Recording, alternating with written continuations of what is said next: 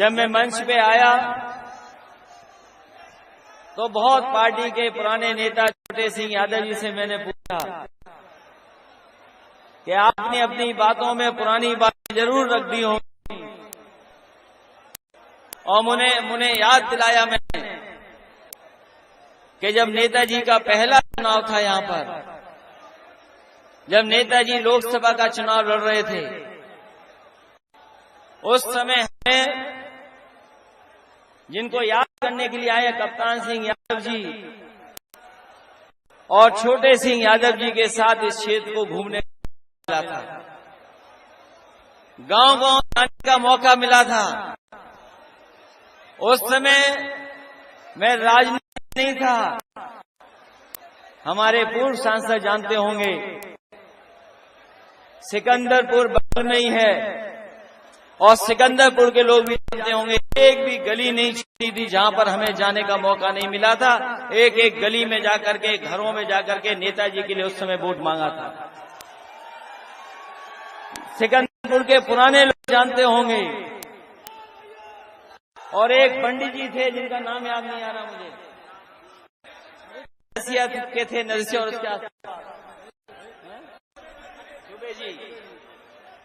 दुबे जी थे। वो बहुत दुबे जी ने भी अपना पूरा गांव घुमाने का काम किया था। ये क्षेत्र कन्नौज का और आसपास का फर्रुखाबाद क्षेत्र पुराना समाजवादियों का क्षेत्र रहा है, और अगर इसके इतिहास में हम लोग जाएं तो यहाँ के क्षेत्र की जनता ने हमेशा समाजवादियों की मदद की है। विपरीत से विपरीत परिस्थितियां रही होंगी, लेकिन यहाँ के लोगों ने कभी भी समाजवादियों का साथ नहीं छोड़ा। चाहे डॉक्टर राम मनोहर लोहिया जी चुनाव लड़े हों, चाहे छोटे सिंह यादव जी चुनाव लोकसभा के लड़े हों, चाहे नेताजी चुनाव लड़े हों, और हमारे मंच पे बैठे पूर्व सांसद प्रदीप यादव चाहे ये चुनाव लड़े हों, और चाहे हमें लड़ने का मौका मिला हो, यहाँ की जनता ने कभी समाजवादियों का साथ नहीं छोड़ा। इसलिए जहां हम कप्तान सिंह जी को याद कर रहे हैं, उनके व्यक्तित्व के बारे में अगर पुराने लोगों से पूछोगे, उन्हें हर वर्ग के लोग पसंद करते थे। किसी जाति के लोग बने रहे हों, चाहे बुजुर्ग हों, चाहे नौजवान हों, उनके प्रति सबकी अच्छी भावना थी। हर एक को जोड़ के चलते थे। पार्टी के संगठन को बढ़ाना हो, पार्टी को बढ़ाना हो, गरीबों के बीच जाना हो, उन्होंने लगातार मेहनत की है। इसलिए आज इस समय जब हम लोग मिल रहे हैं यहाँ पर छिबरा मऊ, ये छिबरा मऊ और छिबरा मऊ के लोग जानते हैं कि ये समाजवादी धरती है, समाजवादी लोग यहाँ पर हैं, और जब कभी यहाँ के लोगों की परीक्षा हुई है, समाजवादियों के साथ खड़े करके इन्होंने मदद करने का काम किया है। ये अलग बात है, आज हमारी सरकार नहीं है। ये ठीक बात है कि जब हम और आज मिल रहे हैं आप लोग, समाजवादी सरकार नहीं है, लेकिन यहाँ की जनता का चेहरा देख करके और साथ देख करके मैं कह सकता हूं कि यहाँ के लोग मन बना करके बैठे हैं कि 22 में सरकार किसी की होगी तो समाजवादी लोगों की सरकार होगी। यहाँ की सीट यहाँ के लोगों ने हजारों वोटों से जिताया है, हजारों हजार वोट से जिताया है, और इस क्षेत्र को और इस क्षेत्र के लोग कभी नहीं भूल सकते कि समाजवादी ने कितना काम किया है यहाँ पर। उसकी गिनती हम नहीं करना चाहते। काम की गिनती इसलिए नहीं क्योंकि जिनसे तुलना है उन्होंने काम ही नहीं किया, जिन्होंने काम नहीं किया उनसे काम वालों की तुलना क्या हो सकती है। तो नौजवानों, आप सब पे खेत हैं, बताओ खेत हैं आप पे कि नहीं है सब पे? और अगर आप में खेत हैं तो बताओ किस फसल की पैदावार की आपकी आय दुगनी हो गई? बताओ क्या आलू की पैदावार में जो आय होती थी उसकी दोगुनी हो गई क्या? आपने पिछले साल जितनी फसलें पैदा की थी, बताओ किसी फसल की आपको कीमत मिली हो तो बताओ। धान पिछली बार शौचालय बनाना बीजेपी के लोगों का सबसे प्रिय काम शौचालय बनाना। हमारे नौजवान जानते हैं कि क्या भविष्य है इनका। कोई भविष्य नहीं है। अगर भारतीय जनता पार्टी की सरकार रही तो आपका कोई भविष्य नहीं है, क्योंकि आपकी नौकरी रोजगार उसका कोई इंतजाम सरकार नहीं कर रही है। आप महंगी पढ़ाई पढ़ लो, आप किसी की तैयारी कर लो, इस सरकार में नौकरी और रोजगार नहीं मिल सकते। कागजों पर, अखबारों में, आंकड़ों में, विज्ञापन में तो रोजगार है, विज्ञापन रोजगार है, आंकड़ों में रोजगार है, लेकिन बताओ जमीन पे किसी नौजवान को रोजगार मिल पा रहा है क्या? नौकरी नहीं मिल पा रही। 5 साल में दिल्ली की सरकार ने और फिर अभी तक, और उत्तर प्रदेश की 4.5 साल की सरकार ने हमारे नौजवानों का भविष्य अंधकार में डाल दिया है। कोई नौकरी नहीं मिल रही। बताओ नौकरियां हैं या नहीं है? और नौकरियों में भी भेदभाव है। जिस तरीके से चीजें बेची जा रही हैं, जिस तरीके से चीजें बेची जा रही हैं, बीजेपी वाले कुछ भी बेच सकते हैं। इनके हाथ में जो आ जाएगा वो बिक जाएगा। इन्होंने हवाई जहाज वाले अड्डे, हवाई जहाज अड्डे, एयरपोर्ट बेच दिए। पानी का जहाज जहां से चलता है पोर्ट, वो भी बेच दिए। बड़ी बड़ी कंपनियां जिनमें मुनाफा हो रहा था वो भी बेच दिए। और ये जब बिक जाएंगे तो बताओ हमारा आपका भविष्य क्या है? नौजवानों का कोई भविष्य नहीं है। ये जो मंत्री बन भी रहे हैं, ये केवल नाम मात्र मंत्री हैं। इनसे किसी भी पिछड़े का, दलित के भविष्य नहीं सुधरने वाला। जब ये चीजें बिक जाएंगी, निकलना बंद हो जाएंगी, तो बताओ बाबा साहब भीमराव अंबेडकर जी ने जो हमें संविधान के माध्यम से अधिकार देने की बात कही, हक देने की बात कही, बताओ कहां नौकरी मिलेगी आपको और हमको? नहीं नौकरी है। ये जब चीजें बिक जाएंगी तो उससे नौकरी नहीं मिलने वाली है। और याद करना, एक एक करके कंपनियां बेचती तो हम और आप लोग गुलामी की तरफ जा रहे हैं। हमारे लोगों ने इतिहास पढ़ा होगा। जो इतिहास को पढ़ते होंगे ध्यान से वो जानते होंगे कि भारत में एक कंपनी आई थी, ईस्ट इंडिया कंपनी, जो अंग्रेजों की कंपनी थी। उसने गुलाम बना दिया भारत को। व्यापार करने आई थी कंपनी, वो बन गई सरकार। और जिस तरीके से आज सरकारी कंपनियां बिक रही हैं, एक कर करके कंपनियों को बेचा जा रहा है, तो हो सकता है आने वाले समय में ये सरकार भी कंपनी बन जाए। ये सरकार नहीं बचेगी, कंपनी बन जाएगी। इसलिए हमें आपको सोचना पड़ेगा। केवल हम अपने भविष्य को नहीं, आने वाले समय में जो आने वाली चीजें हैं उसके बारे में सोचना पड़ेगा। क्योंकि हमारे आपकी जिम्मेदारी है, समाजवादियों की जिम्मेदारी है कि भविष्य के बारे में सोचें। अगर हम भविष्य के बारे में नहीं सोचेंगे तो बताओ हम समाजवादी लोग आने वाली पीढ़ी को क्या देके जा रहे हैं?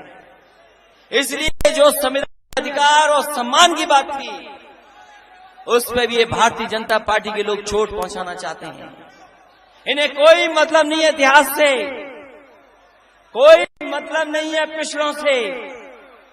हद से ज्यादा पीड़न करता है। बताओ आज सबसे ज्यादा पुलिस डंडा किसको दिखा रही है, बताओ आप। ये लोग जो अमेरिका में जाकर के कह रहे थे, ये भारतीय जनता पार्टी के लोग अभी अमेरिका गए थे और क्या कह के आए थे, देश के प्रधानमंत्री कह के आए थे कि भारत का जिंदा लोकतंत्र है, जिंदा लोकतंत्र है। क्या हमने और आपने जिंदा लोकतंत्र की तस्वीरें नहीं देखी? अभी ब्लॉक प्रमुख, जिला पंचायत का चुनाव पुलिस ने लूटा, पुलिस ने, डीएम ने लूटा। बताओ लूटा कि नहीं लूटा? ऐसे लगाओगे, लोगों के घर पे बुलडोजर चलाओगे। याद रखना, बुलडोजर में स्टीयरिंग होती है। अभी बुलडोजर इधर चल रहा है, बाद में उधर चलेगा। और मैं बात इसलिए कह रहा हूं, ये बात मैं इसलिए कह रहा हूं, 1-1.5 साल पहले भी मैंने कहा था, हम जितने लोग बैठे हैं सब लोग हैं। बताओ आज से पहले किसके घर का नक्शा पास हुआ है गांव में? बताओ किसका नक्शा पास हुआ है? हमारे यहां तो पानी निकलने पे लड़ाई हो जाती है, पानी निकलने पे, घूरा डालने पे, एक दूसरे का गोबर उठाने पे लड़ाई हो जाती है। किसका नक्शा पास है बताओ? किसी का नक्शा पास है क्या? और ये हम लोग बैठे हैं, जब नेताजी 3 बार मुख्यमंत्री रहे, डिफेंस मिनिस्टर रहे, हमारे पुराने घर का नक्शा पास नहीं है। हम भी मुख्यमंत्री रहे, नक्शा पास नहीं है। जितने लोगों के आबादी में घर बने, बताओ किसका नक्शा पास है गांव में? नरेंद्र सिंह जी भी बहुत पुराना परिवार है इनका, बताओ पुराना वाला घर गांव का नक्शा पास है आपका? तोताराम जी आपका, ये इनका, किसी का नक्शा पास नहीं है। तो अगर हमारा आपका नक्शा पास नहीं, तो बीजेपी वालों ने कौन सा नक्शा पास करा दिया होगा?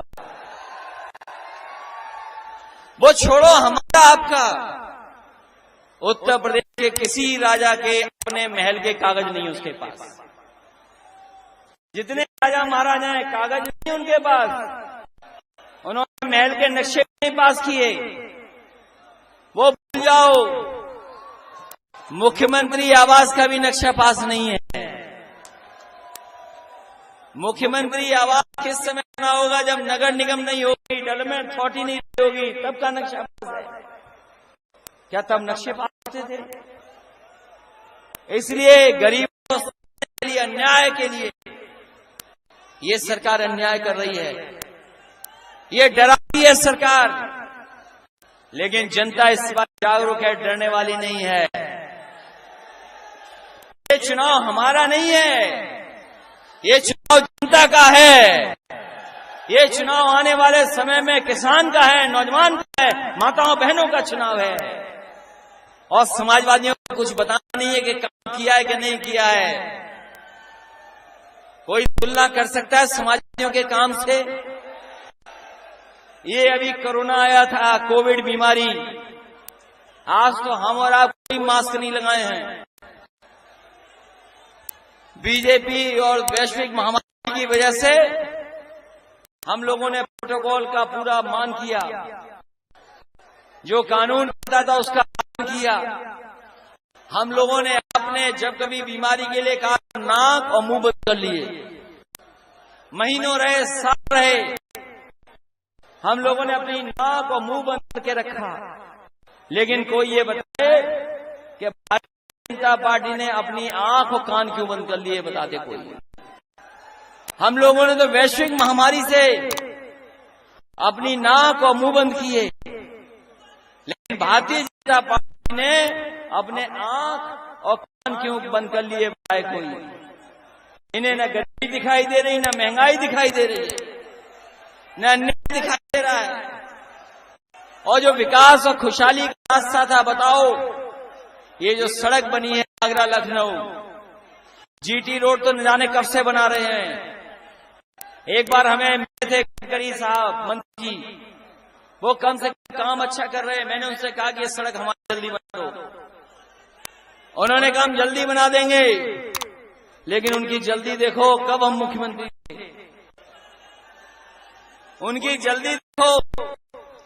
जब हम मुख्यमंत्री थे, आपकी सरकार थी, उस समय जीटी रोड को से जब हमसे वो लखनऊ में मिले, उस समय मैं आगरा लखनऊ एक्सप्रेस वे बना था। मैं उनसे निवेदन किया कि जीटी रोड जल्दी बना दो। जीटी रोड अभी तक बन रही है, अभी भी मिट्टी पड़ रही है, अभी भी काम चल रहा है। कब बनना शुरू हुई थी? समाजवादियों ने दी, हमने दी सड़क को। ये सड़क 4 लेन समाजवादी पार्टी ने दी और अभी तक भी नहीं कर पाए। बताइए, ये है भाजपाई लोग। इसी तरह कन्नौज से तिरवा से लेकर के उमरदा और आगे तक जानी थी, जितनी समाजवादी पार्टी ने स्वीकृत की, उसके आगे सड़क नहीं बन पाई। कहीं पर अस्पताल बना है, शहरों में नहीं अस्पताल हो सकता। बताओ, छिबरामऊ में अस्पताल बनाए, यहां पर ऐसा लखनऊ में भी नहीं मिलेगा और जिलों में भी नहीं मिलेगा। समाजवादियों ने बना दिया, ये दवाई नहीं दे पा रहे, बताओ, उसको बर्बाद कर दिया उन्होंने। यहां बिजली को लेकर के सब स्टेशन बनाए, तार बिछाए। बताओ, सब स्टेशन कितने बनाए समाजवादियों ने, तार लगाए। लेकिन इन्होंने क्या किया? मीटर लगा के बिल दे दिया तुम्हें ज्यादा। समाजवादियों ने स्टेशन बनाए, तार लगाए, इंतजाम किया, और बीजेपी ने क्या किया? बिल दे दिया ज्यादा कि नहीं दे दिया? और एटा की तरफ चले जाना, इसी जीटी रोड पर, इसी जीटी रोड को पकड़ के चले जाना एटा, दाईं तरफ देखना कितना बड़ा बिजली का कारखाना बन रहा है, इतना बड़ा बिजली का कारखाना लगा वहां पर। और ये बिजली के कारखाने का नाम हमारे मुख्यमंत्री नहीं ले सकते। 3x660 super critical thermal plant नहीं से बोल सकते, इसलिए बिजली का कारखाना नहीं लगाया इन्होंने, इसीलिए बिजली महंगी की है। समाजवादी सरकार आएगी तो किसानों की और हमारे नौजवानों की, गरीबों की बिजली को सस्ता करने का काम, और हो सकता है हमें फ्री भी इंतजाम कुछ करना पड़े, तो वो इंतजाम समाजवादी लोग कर करके दिखाएंगे। ये घोषणा पत्र में हम लोग शामिल करेंगे। बताओ, बिजली महंगी कर दी, डीजल महंगा, पेट्रोल महंगा। ये जो एम्बुलेंस थी, कोरोना में काम आई सबको चलने में, बीमारी में, ये कोरोना में बीमारी में सबसे ज्यादा गरीबों की मदद एम्बुलेंस कर रही है।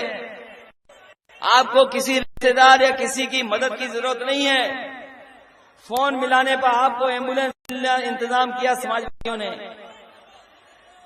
आज गरीब के लिए एम्बुलेंस नहीं है, उसमें डीजल नहीं है, बर्बाद की एम्बुलेंस। और ये पुलिस को भी दी थी हम लोगों ने गाड़ी, पुराने लोग जानते हैं, ये पुलिस के लोग भी जानते हैं। थाने की गाड़ी में डीजल और पेट्रोल के लिए कोई बजट नहीं था, ये हमारे पुलिस के लोग भी जानते हैं, इनसे पूछना। ये थाने में डीजल और पेट्रोल डालने का पैसा नहीं आता था, ये पुलिस वाले वसूल लेते थे, तब इनकी गाड़ी चलती थी। बजट नहीं था थाने में, इनकी गाड़ी कैसे चलती थी यही जानते हैं, आप जानते हो कैसे गाड़ी चल रही थी इनकी। ये 100 नंबर दी, 100 नंबर दिया कि फोन मिला, पुलिस आ जाए, कम से कम मदद करे, आए। जो हजारों गाड़ियां दी थी वैसी की वैसी पड़ी हैं, कोई इंतजाम नहीं किया। और ये जो 100 नंबर हम लेकर के आए थे, ये अमेरिका की पुलिस को है इंतजाम। न्यूयॉर्क जो सबसे बड़ा दुनिया का अमेरिका का है, न्यूयॉर्क, वहां की पुलिस जैसे चलती थी उसको सीख करके हमारे अधिकारी आए थे। न्यूयॉर्क की पुलिस का देख के आए इंतजाम। एक और अमेरिका का शहर है ह्यूस्टन, उस शहर में कैसे पुलिस चलती है उसका इंतजाम देख के आए। बगल में एक देश है सिंगापुर, उसकी पुलिस का इंतजाम देख करके आए। उसके बाद उत्तर प्रदेश में समाजवादी सरकार में 100 नंबर बनाने का काम किया था, हजारों गाड़ी दी थी, और इंतजाम किया था कि अगर गांव खड़ा हो जाए, गरीब के ऊपर कोई बात आ जाए तो फोन मिलाओ, 10-15 मिनट में पुलिस जाकर के मदद कर देगी। लेकिन हमारे बाबा मुख्यमंत्री ने पता नहीं पुलिस को क्या कर दिया है। पहले तो गाड़ी का नंबर 100 का 112 कर दिया, और 100 वाले भी खराब हो गए, पता नहीं 112 होते ही वो भी इंतजाम में लग जाते हैं, व्यवस्था खराब कर दी। पता नहीं कौन से इंतजाम में लग जाते हैं ये लोग, कौन सा इंतजाम कर रहे हैं 112 वाले लोग। और सुनने में आया है तो इनोवा गाड़ी दी थी हम लोगों ने हेड कांस्टेबल को चलने के लिए, वो बड़े बड़े अधिकारियों ने छीन ली कि तुम हेड कांस्टेबल वाले तुम चलोगे इनोवा में, गाड़ी छीन ली। और ये प्रमोशन पुलिस का कभी इतना नहीं होगा जितना पुलिस प्रमोशन समाजवादियों ने करके दिखाया। इसलिए नौजवानों याद रखना, समाजवादी सरकार आएगी तो नौकरी और रोजगार भी होगा, और भर्ती भी बड़े पैमाने पे खोलने का काम करेंगे। सुना है गोरखपुर में भी कुटाई हुई किसी की, और इस सरकार में जो अन्याय हो रहा है कोई कल्पना नहीं कर सकता। आज की अखबार में पढ़ा होगा आपने, एक व्यापारी मनीष गुप्ता अपने दोस्तों के साथ, अपने व्यापारी साथियों के साथ वहां पर गए थे, गोरखपुर में एक होटल में थे, सोते थे। पुलिस गई और बताओ मारा उसको, इतना मारा कि उसकी जान चली गई। कोई कर सकता है जिसने अपने घर पे फोन किया हो और कहा हो कि 10 मिनट बाद फोन दोबारा करूंगा, लेकिन पुलिस के लोगों ने इतना मारा कि 10 मिनट के बाद वो फोन नहीं कर पाए, उसकी जान चली गई। किसी ने जान ली तो उन पुलिस के लोगों ने जान ली, और वो भी गोरखपुर में मुख्यमंत्री का क्षेत्र है, वहां पे जान पारी। कौन जिम्मेदार है उसके लिए, कौन जिम्मेदार है उसके लिए? सरकार जिम्मेदार है, और सरकार इसलिए जिम्मेदार है कि इस सरकार ने न जाने कितने निर्दोष लोगों की जान ली है। आज देश में सबसे ज्यादा फेक इनकाउंटर पे किसी को नोटिस मिली है, तो सबसे ज्यादा फेक इनकाउंटर पे नोटिस अगर मिली है तो भारतीय जनता पार्टी की सरकार को मिली है।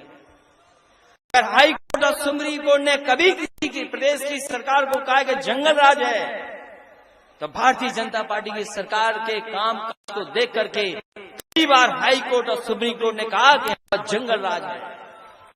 यहां भी कस्टोडियल डेथ हुई है, यहीं पर तिरमा में एक लोधी समाज में, जानते होंगे रामबख्श वर्मा जी, लोधी समाज का एक नौजवान था, उसको उठा लिया पुलिस ने और इतना मारा कि उसकी जान चली गई। देश में सबसे ज्यादा कस्टोडियल डेथ कहीं हो रही तो उत्तर प्रदेश में हो रही है। एनसीआरबी जो दिल्ली का आंकड़ा है, वो आंकड़ा कहता है कि सबसे ज्यादा महिलाओं पर, बेटियों पर अगर कहीं घटना हो रही है तो उत्तर प्रदेश में हो रही है। सबसे ज्यादा सुरक्षित महिलाएं, बेटियां अगर कहीं है तो उत्तर प्रदेश में है, वो भी भारतीय जनता पार्टी की सरकार में। ये कानून व्यवस्था ये कहते हैं दमदार। जो दमदार को नहीं कर सकते वो क्या दमदार होंगे?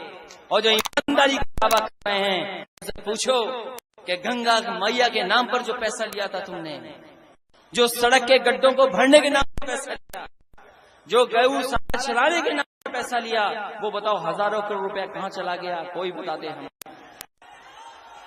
कन्नौज लोग बताओ, लाशें जल गई कोरोना में, इसी पर जो समाजवादियों ने घाट बनवाया था, कितनी लाशें जल गई, ये सरकार नहीं पूजा पाई।